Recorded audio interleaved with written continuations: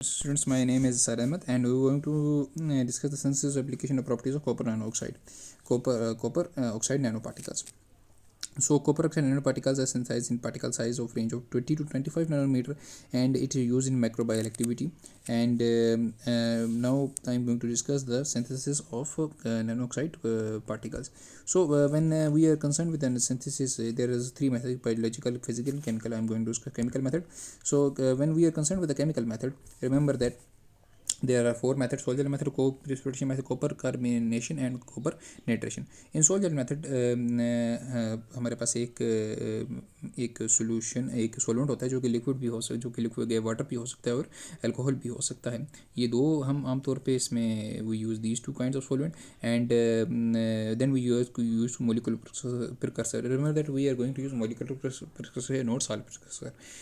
जो जब हम मोलिकुलर प्रिकर्सर हम बच्चों यूज़ कर लेते हैं इसके अंदर, देन हम क्या करते हैं, इसको हीट अप करते हैं तो एक जेल लाइक मिक्सचर बन जाता है. फिर इसको स्टर करते हैं. अगर वाटर हुआ तो हाइड्रोलिसिस स्टरिंग से हो जाएगी और अगर को अल्कोहलिसिस हो जाएगी. Now coming to co-precipitation method.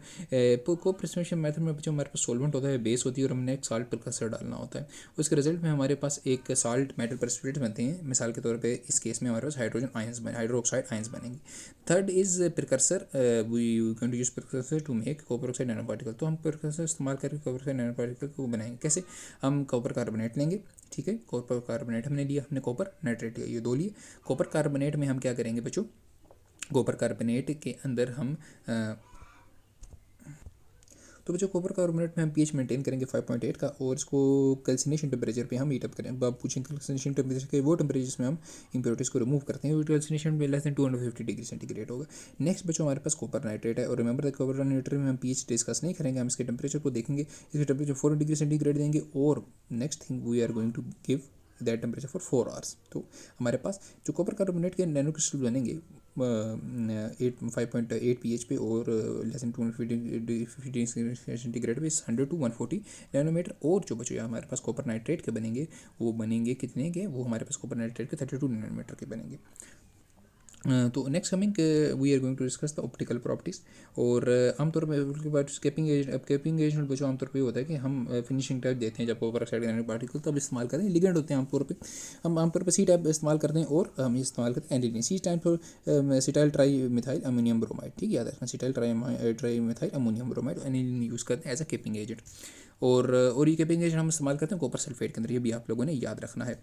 तो नेक्स्ट बच्चों अब हम देखेंगे इसकी प्रॉपर्टीज़. तो मैं डिस्कस करूँगा आपसे ऑप्टिकल प्रॉपर्टीज़. ऑप्टिकल प्रॉपर्टीज़ में बच्चों में दो, फोटोल्यूमिनेसेंस स्पेक्ट्रोस्कोपी और यूवी विजिबल एब्जॉर्प्शन स्पेक्ट्रोस्कोपी. अब इसमें जो एक्सरे डायफ्रेक्शन टेक्निक होती है वो हमें स्ट्रक्चर के बारे में सी यू के कॉपर ऑक्साइड नैनो पार्टिकल के, तो उसका मोनोक्लिनिक होता है.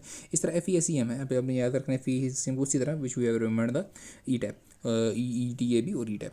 Field emission scanning electron microscope 3 दफ़ा पढ़ें. Field emission electro scanning electron microscope, field emission scanning electron microscope, FESEM field emission scanning electron microscope.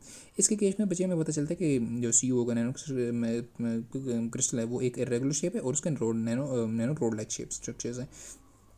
अच्छा, उसके बाद हमें ये पता है. सो ये सोलवेंट्स हमें ये भी पता है कि इफेक्ट करते हैं ऑप्टिकल प्रॉपर्टीज़ को. सो फिर हम स्टडी करते हैं फोटो एमिशन स्पेक्ट्रोस्कोपी. तो हमने अभी देखा है सोलवेंट इफेक्ट करते हैं ऑप्टिकल प्रॉपर्टीज़ को. तो इसमें हम दो चीज़ें स्टडी करते हैं, एमिशन इंटेंसिटी और एमिशन पीक वेवलेंथ. तो ये चीज़ें थी हमारे इसमें केस में, और भी फर्दर डिटेल है पर आज के लिए इतना बहुत है. और ये अपने याद रखना है, you have to remember that these the importance or we have discussed, they are very important, and they are going to tell general properties about we have discussed general properties and specific properties of copper oxide nanoparticles. Hope you will like this video and remember being your purpose. Okay, take care of yourself. Allah Hafiz.